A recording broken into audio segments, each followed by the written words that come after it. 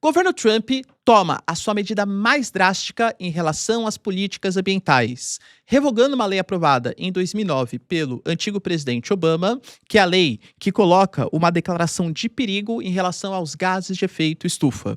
Por conta disso, o governo Trump alega que vai promover um crescimento econômico acima de 1,2 trilhão de dólares nos próximos anos, mas existem riscos, tanto do ponto de vista ambiental como também do ponto de vista comercial. Se vocês querem entender um pouco mais sobre esses assuntos, e muito mais também sobre geografia, geopolítica, atualidades, política, polêmicas, enfim. Tudo para você se manter sempre bem atualizado. Já se inscreve no canal, deixa seu like e compartilha esse vídeo, que o professor Ricardo conta muito com a sua ajuda. Belezinha? Vou deixar na tela para vocês o QR Code, caso você queira baixar a Nômade para ter acesso às maior e melhor conta internacional do Brasil e comprar os seus dólares para suas viagens internacionais. A Nômade é aceita em mais de 180 países, tem mais de 4 milhões de usuários. E com o meu cupom você ainda ganha 15 centavos de desconto por dólar convertido. Creio eu que é uma excelente oportunidade. Tamo junto? Então, bora lá pro vídeo, pessoal. Seguinte. A gente sabe que a história dos Estados Unidos com as práticas ambientais não é uma história muito positiva, digamos assim. A primeira grande conferência, não a primeira conferência, porque a primeira conferência ambiental a gente pode colocar a Conferência de Estocolmo na década de 70, depois a Convenção de Viena em 1985 para lidar com as questões do buraco da camada de ozônio, mas eu diria que assim, a grande conferência mesmo, principalmente pós-Guerra Fria, foi a Rio 92, que se estabelece no Rio de Janeiro em 1992. Aquela conferência definiu que, de fato, o mundo estava passando por alterações climáticas que estavam sendo causadas pelos seres humanos. Até por isso, foi importante, a partir daquela reunião, a criação das COPs, a conferência entre as partes, e a criação de algum tipo de mecanismo. Mecanismo para limitar a liberação de gases de efeito estufa, já que eles estariam promovendo uma mudança climática. Claro que os principais responsáveis são o CO2 e também o metano, mas existem outros gases que carregam essa responsabilidade. Uma das COPs foi a COP Tóquio, por exemplo, que acontece em 1997, onde tem a assinatura do chamado Protocolo de Kyoto. Aliás, a COP Tóquio, não, perdão, a COP Kyoto, né, no Japão, que assinou o Protocolo de Kyoto. O Protocolo de Kyoto estabelecia que, num primeiro momento, os Estados Unidos deveriam reduzir as emissões, assim como os países desenvolvidos, enquanto os países em desenvolvimento não precisariam. Por quê? Se a gente faz uma espécie de comparação, a China ela emite mais gases de efeito estufa do que os Estados Unidos, e já emitia na época. Professor, então é injusto a China ter que não precisar reduzir as emissões e os americanos precisarem. Sim, mas qual que é o argumento chinês? Primeiro, que a emissão per capita da China é menor. Professor, como assim? Se você compara quanto que um chinês compromete as emissões de gases de efeito estufa em relação ao americano, como tem muito mais chinês, a emissão per capita da China é menor. Além disso, a China é um país que se industrializou muito mais recentemente. Era Mao Tse-tung? Cara, vamos colocar assim, sincero, era Deng Xiaoping, né? Principalmente com a abertura das suas zonas econômicas especiais. Ou seja, é pós-década de 70. Os americanos poluem a atmosfera desde o final do século XIX. Então, historicamente falando, os americanos são mais responsáveis e per capita os americanos também são mais responsáveis. Só que desde 97 os americanos não aceitaram, alegando que não é justo países como Índia e China, que poluem ou mais ou muito parecido com os Estados Unidos, não terem que reduzir. Os americanos não fizeram parte do protocolo de Kyoto e já fez com que talvez o principal mecanismo de regulamentação de redução das emissões não fosse respeitado à época. Quando o governo Obama ele ascende ao poder, uma das suas primeiras medidas, ainda em 2009, foi a criação da Declaração de Perigo, alegando que a poluição prejudica a saúde pública e o meio ambiente. Você não tinha uma espécie de jurisdição para falar sobre esse assunto, para incentivar com que os países reduzissem as suas emissões de gás carbônico para a atmosfera. Agora tem. A partir de 2009, existe uma base legal para estabelecer políticas de redução de emissões de carros, usinas, indústrias. Se a gente for pegar ainda durante o governo Obama, em 2015, quando é assinado o Acordo de Paris, que bem male-male é uma espécie de renovação dos votos do protocolo de Kyoto, que foi um grande fracasso, não é exatamente isso, né? Colocam novos limites, a ideia de estabelecer metas, enfim, mas os americanos assinam o Acordo de Paris e passam a reduzir as emissões de gás carbônico, ou pelo menos prometer reduzir as emissões de gás carbônico e de outros gases de efeito estufa para a atmosfera. O primeiro mandato do Trump, quando ele assume o poder, ele já sai do Acordo de Paris, alegando que não existem mudanças climáticas, tal, né? Hã, quando o Trump ele sai do poder, o Biden volta ao Acordo de Paris e faz o que ele chama de o Green New Deal. Para quem não sabe, o New Deal foi uma política econômica dos Estados Unidos pós a crise de 29 de incentivar os gastos públicos para promover um crescimento econômico e uma recuperação econômica dos Estados Unidos. A ideia do New Deal era que o Estado ele ia conseguir intervir na economia a partir de obras públicas, criação de emprego, porque as pessoas empregadas iam gastar mais, se as pessoas gastam mais, as lojas têm mais lucro, se as lojas têm mais lucro, elas contratam mais funcionários e você começa a expandir a economia. Ou seja, o Estado atuando para salvar os Estados Unidos pós-crise de 29.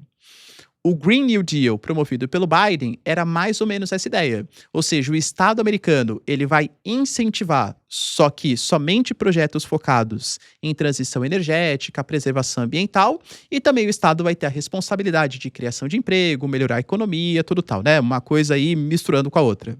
É fato que eu diria que não foi muito bem sucedido. Os Estados Unidos aumentaram demais os gastos públicos, acabou gerando inflação, desconfiança da moeda americana, acabou tendo que subir a taxa de juros, o que é péssimo para a economia dos Estados Unidos, que depende muito do consumo e do financiamento, mas esse papo econômico fica para um próximo vídeo, né?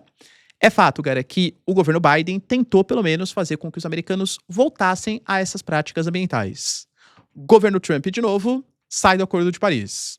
Então perceba, hein?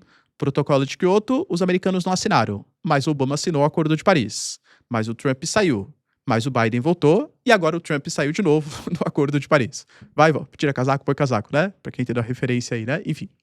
Mas, e agora, o Trump, talvez ele tenha feito a medida mais importante do ponto de vista de regulação climática da história dos Estados Unidos, ou de desregulamentação. Ele simplesmente eliminou essa lei aprovada pelos Estados Unidos em 2009 a partir do governo Obama. O governo Trump alega que essa regra radical, ela se tornou a base desse Green New Scam, que é a ideia, né, de os Estados Unidos não ligarem para as questões econômicas e ficar incentivando questões ambientais que o Trump nem acha que existam.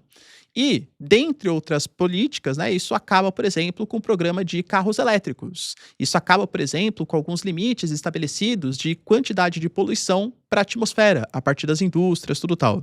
Professor, isso é ótimo. Então, do ponto de vista econômico, o Trump fala que sim.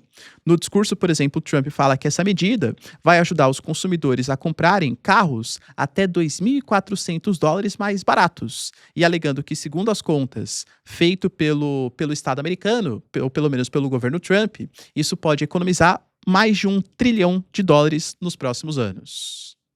E querendo ou não, como eu sempre falo para vocês, né? Professor, mas isso quer dizer então que ele vai meio que liberar as emissões de gases de efeito estufa para a atmosfera? Sim, não vai ter uma regulamentação própria do Estado americano para isso.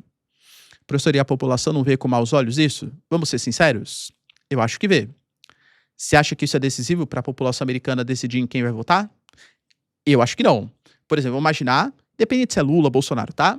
Mas que o Lula faz uma proposta, por exemplo, de... A gente pega, sei lá, a margem equatorial. Foi liberada a exploração da margem equatorial. Você tem críticas. Ah, vai vazar petróleos ambientalistas e tal. E aí, geralmente, o cara que tá assistindo em casa, pô, né? Verdade, ó, o Jornal Nacional, o jornal que eu tô vendo aqui, ó. Pô, isso pode vazar, né? Pô, que triste, hein? Pô, Lula, deu mancada, hein? Pronto, esqueci na hora de votar, entendeu? Se fosse o Bolsonaro, a mesma coisa, entendeu? A ideia é que a questão ambiental, geralmente as pessoas defendem muito mais na teoria. Mas na prática, não é nem o primeiro, nem o segundo, talvez nem o terceiro principal motivação para você votar ou não em alguma pessoa.